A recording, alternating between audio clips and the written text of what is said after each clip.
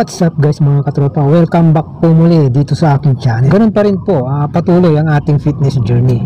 At may kasama pa rin po tayong maigsing enhancer. Yun po ay tungkol sa balancing. Napaka-importante po na balance po yung ating ginagawa. Lalong-lalo na po pag yun, sa buhay, dapat pag kayo nag-gym, syempre kailangan natin ng balanced diet. Ganun din po pag bumili tayo ng per kilo na bagay or items or pagkain, syempre titignan natin yung kiluan kung tama ba doon sa ating binayaran. Kaya napakahalaga pag balance po yung bagay na umiikot dito sa mundo. Tulad po ng panlalamang sa kapwa, ayun, hindi po balance yun.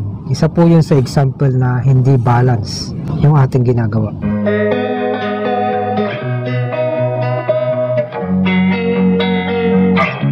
When it comes to internal parts of our body naman, meron pa rin na balancing na nangyayari. Tulad po ng masyadong marami po yung bad bacteria compare doon sa good bacteria, ay nagiging hindi po maganda yung sitwasyon ng ating kalusugan.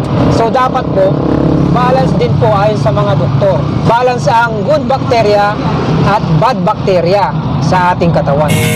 There's something that'll have what you need, what you need. Sa buhay ng tao naman, pag meron kang ginawang hindi maganda, ay meron pong bad karma yun. So magbabalanse pa rin yun. Babalansein tayo ng langit. Kung maganda yung iyong ginawa, good karma ang iyong marireceive. Para lang ding isang kanta ni Manny Pacquiao yan, yung Bilugang Mundo. Kumbaga, minsan nasa taas tayo, minsan nasa baba. Kung titignan mo, nagbabalanse pa rin ang pangyayari dito sa ibabaw ng lupa na ating kinatatayuan.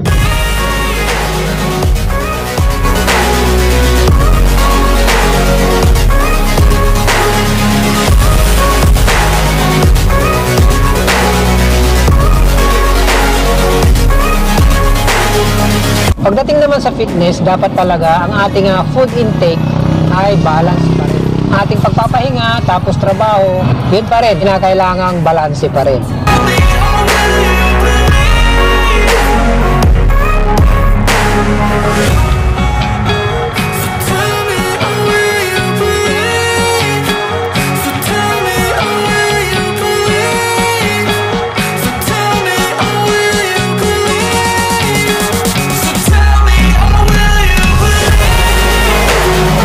May mga instances po na kahit hindi balance ang isang bagay ay magandang tingnan. Tulad na lamang po ng mga structure or mga buildings. Kung titignan mo, yung mga design nila hindi balance. Kung titignan mo sa aerial view, sa taas, hindi balance yung pagkakagawa.